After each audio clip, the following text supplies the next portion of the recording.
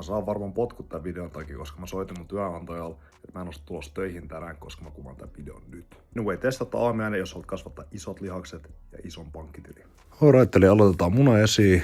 Siitä napataan se, mitä tarvitaan, eli oliiviöljy joka pannulle ja sitten 3 munaa tonne noin. Nyt mä olisin tehdä sunny side up eggs, joten pistettiin ne sinne ja sitten vähän puuroa tohon noin, eli kaurahiutalat vesi sisään ja mikroon 2,5 minuuttia, se olla sillä selvä. Muna alkaa näyttää ihan hyvältä tosa noin. Otetaan 1 siivu leipää, pistetään se tonne tosteri. Siinä mielessä lähtee koko tosteri liikenteeseen, niin vahvat sormet. Sitten olikin aika jo kääntää kananmuna. Ai. Se näytti hyvältä. Puuro, suola sisään. Sitten nestemäinen makeuttaja. Mä tykkään käyttää välillä mä käytän hunajaa. Sitten kardemummaa. Ja viimeisenä pistetään tietenkin kaneli. Saadaan vähän semmonen pullamaku tuohon koko hommaan. Vittu aina pullat mielessä.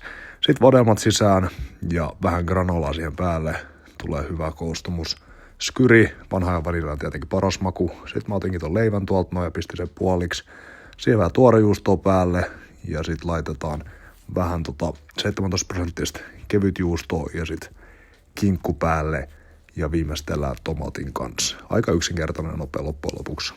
Sitten mä tykkään tietenkin suolata ja pistää vähän pippuri siihen. Siinä on lopputulos. Pistä tää testiin.